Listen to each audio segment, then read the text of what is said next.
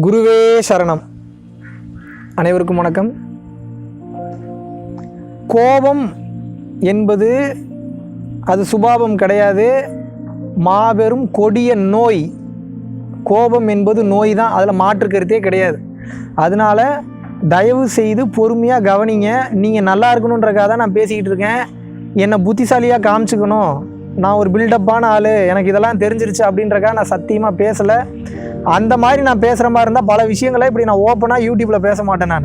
ஆனால் அது என்னுடைய நோக்கம் இல்லை, உங்களுக்கு உண்மையை புரிய வைக்க வேண்டும் என்பதே. நல்லா கவனிங்க. கோபம் ஏன் ஒரு மிகப்பெரிய கொடிய நோய் அப்படின்னா, மித்ரசிவா குருஜி மித்ரசிவா அவர்கள் அல்கமியில் இருக்கிறவர் சூப்பராக ஒரு வார்த்தை சொல்லுவார். ஏன் ஒரு வார்த்தை சொல்லுவார் அப்படின்னா, நீங்கள் கோபப்படும் போது நல்லா உங்களை நீங்கள் கவனிங்க. ஒரு நெருப்பை எடுத்து அடுத்தவன் மேலே எரியிறீங்க, கிட்டத்தட்ட அதுக்கு ஈக்குவல் தானே, அது கரெக்டு தானே, 100% கரெக்டு தான் ஐயா சொல்கிறது. எப்படி அந்த குருஜி அவ்வளோ கரெக்டாக சொல்கிறாரு? கோவப்படுறதுன்றது அவ்வளோ எரிஞ்சு விழுறீங்க ஒருத்தங்க மேலே, அதனால எவ்வளோ மனக்காயப்படுறாங்க, கஷ்டப்படுறாங்க, வேதனைப்படுறாங்க, துன்பப்படுறாங்க, துயரப்படுறாங்க. அவங்க என்ன ஆகுறாங்கன்றத பற்றிலாம் அவங்களுக்கு கவலை இல்லை. கோவப்பட்டே ஆகணும். சில நேரத்தில் நியாயமான கோபம் என்பது வேறு, that is a healthy thing. ஆனால் கோபம் எப்போ உங்களுக்கு அடிக்கடி ஹேபிட்டாக மாறுதோ, கோபத்தின் மறு உருவமாகவே இருப்பீங்க நீங்கள். அந்த கோபம் ரொம்ப ரொம்ப கொடிய நோய். அப்போ என்ன ஆகும் அப்படின்னா, தேவைப்படக்கூடிய இடத்தில் படக்கூடிய கோபத்தை பற்றி நான் பேசவே இல்லை, அது அவசியமானது, அதை விட்டுருங்க. ஆனால் அந்த கேட்டகரி பீப்புளுக்குள்ளேயே வரல.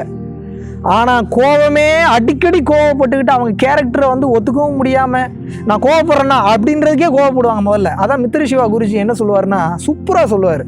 நீங்கள் கோவத்தை எடுத்து ஒருத்தங்க மேலே நீங்கள் செலுத்துறீங்கனாவே முதல்ல ஒரு நெருப்பு கங்கு எடுத்து அடுத்தவங்க மேலே வீசுகிற மாதிரி. ஆனால் நீங்கள் நோட் பண்ணியிருக்கீங்களா, அந்த நெருப்பு கங்கு, அந்த நெருப்பு இன்னொரு மனிதனை போய் தாக்குவதற்கு முன்னால் முதலில் அது உங்களை தாக்குகிறது அப்படிங்கிறார். சூப்பரான வார்த்தை. ஏன்னா அந்த நெருப்பு கங்கை எடுக்கும் போதே முதல்ல உங்கள் கைதானங்க சுடுது. என்னைக்காவது நோட் பண்ணியிருக்கீங்களா? அதை எரியும், உள்ள அப்படியே கொதிச்சு எரியும். அதை நீங்கள் நோட் பண்ணாமல் அடுத்தவன் மேலே வீசிட்டுன்ற சந்தோஷத்தில் வாழ்ந்துக்கிட்டு இருக்கீங்க. மிக மிக மிக மிக மிக முட்டாள்தனமான ஒரு விஷயம். கோபம் என்பது ஏன் இன்னும் கொடிய நோயின்னு சொல்கிறேன்னா, கோபத்தை சார்ந்து ஏகப்பட்ட பிரச்சனை பின்னாடியே வந்துடுங்க. கோபப்படும் போது உங்களோட தண்ணியில் இழப்பீங்க. ஒருத்தன் ஃபோக்கஸ்டாக விழிப்புணர்வு நிலையில் என்ன பேசுகிறான்றதை கவனித்து பேசினா அப்படின்னா, அந்த மொத்த சூழ்நிலையை அவன் கட்டுக்குள்ளே கொண்டு வரக்கூடிய ஆற்றல் அவனுக்கு கிடச்சிரும். ஆனால் இஷ்டத்துக்கு எதையோ பேசிக்கிட்டு இருக்கான். கோவப்படாமல் நீ கோவப்படாமல் நல்லா கவனிக்க வாய்ப்பு இல்லை. இந்த மேட்டர் நல்லா கவனிங்க. கோவப்படுறவங்களை நீங்கள் கவனித்து பாருங்களேன். வார்த்தையை ஏதோ ஒன்று பேசிட்டு அதுக்கப்புறம் அந்த வார்த்தைக்கு உட்காந்து ஃபீல் பண்ணிகிட்டு இருப்பாங்க. ஐயோ அது பேசியிருக்க வேணாமே. இந்த புரிதல் கோவப்படும் போது வரவே வராது. ஏன் வராது? கொதிக்கும் தண்ணீரில் எப்படி உங்கள் முகத்தை பார்க்க முடியாதோ அதே போன்று கொதிக்கும் கோபத்தில் உங்களால் உண்மையை பார்க்கவே முடியாது. பொக்கிஷங்கள் உங்களுக்கு கிடைக்கவே கிடைக்காது. எல்லா வகையான பொக்கிஷங்களையும் நான் சொல்கிறேன். இந்த கோபப்படும் போது உங்களுக்கு என்ன ஆகும்னா, எல்லா பஞ்சாயத்தும் வந்துடும். முதல்ல உங்களுக்கு உடல் லெவலில் தான் உங்களுக்கு பிரச்சனை வரும். ஆங்ஸைட்டி, டிப்ரெஷன் வந்ததுனாவே படபடப்பு, டென்ஷன் வந்துடும். இது வந்துருச்சுனாவே உடலில் அந்த பிபி, ப்ரெஷரு, சுகர் பிரச்சனை, மற்ற கன்றாவி, எல்லா கன்றாவையும் வந்துடும் உங்களுக்கு. அதுக்கப்புறம் இந்த கோபம் வந்துருச்சுன்னா அடுத்து சமுதாயம் சார்ந்து உங்களோட கேரக்டர் வேறு மாதிரி போர்ட்ரே பண்ணப்படும். உங்களை வச்சு செய்வாங்க. உங்கள் கண்ணு முன்னாடி சிரித்து பேசுகிற மாதிரி உங்களுக்கு சப்போர்ட் பண்ணுற மாதிரி இருக்கும். ஆனால் நீங்கள் போனதுக்கப்புறம் உங்களை டார்ச்சர் பண்ணுவாங்க.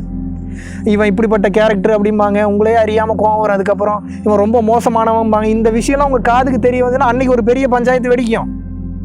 அப்போ என்ன, அந்த இடத்துல உண்மை என்பதே இருக்கவே இருக்காது.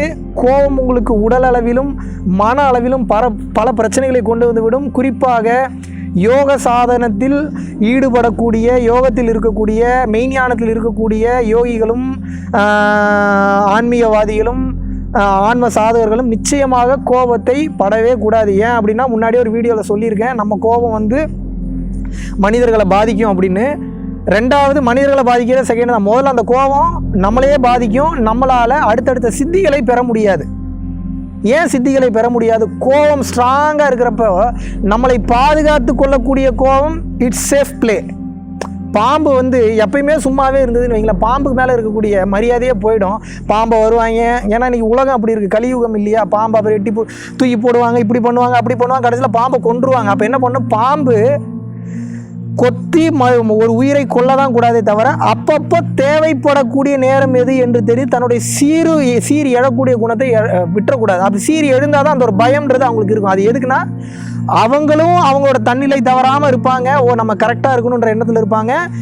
நம்மளும் ஈகோ, ஆணவம், அகம்பாவம் இல்லாமல் நம்மளும் நம்மளோட வளர்ச்சிக்கு அந்த கோபம் யூஸ்ஃபுல்லாக இருக்கும். நம்ம சேஃபாக இருக்க முடியும்.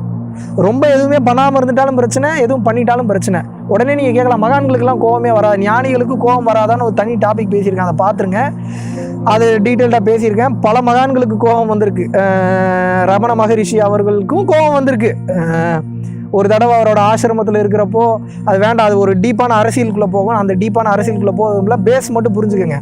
அங்கே இருக்கக்கூடிய ஒரு சில நபர்களால் வேற ஒரு அரசியல் ஒன்று கிரியேட் ஆகி ஒரு கட்டத்தில் ரமண மகரிஷி எந்திரிச்சு கோச்சிட்டு போயிட்டார். அவர், நீ இப்படியே இருந்தீங்கன்னா இந்த வேலையை தான் பண்ணிட்டு இருப்பீங்க, நீங்கள் நான் மக்களுக்கு ஒரு நல்ல விஷயத்த சொல்லலான்னு பார்த்தா நீங்கள் வேற மாதிரி பண்ணுறீங்க, நீங்கள் இது எனக்கு பிடிக்கலன்னு சொல்லி கோச்சிட்டு கோவத்தில் எந்திரிச்சு போனதுக்கப்புறம் அப்புறம் அந்த சீடர்கள்லாம் போய் அவர் காலில் விழுந்து மன்னிப்பு கேட்டு கதறி, இனிமேல் இந்த தவறு நடக்காமல் பார்த்துக்கிறீங்க. பாருங்கள், 24 hours கூட இருக்கக்கூடிய சீடர்களுக்கும் அவருடைய டிவோட்டிஸ்க்குமே அந்த ஆணவம், அகம்பாவம், அந்த அறியாமைன்றது இருக்குது. காயப்படுத்திடுறாங்க, மகான்களை கோவப்படுற மாதிரி நடத்திடுறாங்க.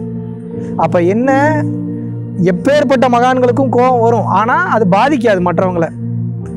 ஆனால் ஒரு மனிதனுக்கு அந்த கோபம் வந்துருச்சுன்னா எப்படி கண்ட்ரோல் பண்ணுறதுன்னு தெரியல, அடுத்தடுத்த கட்டம் போயிடும். போய் டாப்பில் தட்டி தூக்கிடுச்சு அப்படின்னா உங்கள் வாழ்க்கையே சீரழிச்சிடும், ரொம்ப மோசமாக போயிடும். ஸோ தயவு செஞ்சு ரொம்ப கவனமாக இருங்க. கோபம் என்பது ஒரு கொடிய நோய். உங்கள் கேரக்டர் அழிக்கும், உங்கள் நிம்மதி அளிக்கும், உங்கள் நற்பெயர்களை அளிக்கும், உங்கள் பரவச நிலை அளிக்கும், உங்கள் சந்தோஷத்தை அளிக்கும், உங்களுடைய குடும்பத்தை அழிக்கும், எல்லாத்தையும் அழித்து நிர்மூலமாக்கிவிடும். கோபம் என்பது அப்பேற்பட்ட கொடிய நோய். அதனால் தயவு கூர்ந்து கோபத்தை எப்படி மாஸ்டர் பண்ணுறது அப்படின்ற அந்த பக்குவத்துக்கு முதல்ல வாங்க. கோபத்தை அடக்க முடியாது. கோபத்தை அடக்குனீங்கன்னா மறுபடியும் பீறிக்கிட்டு தான் வரும். அப்போ கோபத்தை அடக்கணும்னா என்ன பண்ணணும்? கோபம்னா என்னன்னு முதல்ல புரிஞ்சுக்கோங்க. மனம்னா என்னன்னு முதல்ல புரிஞ்சுக்கோங்க.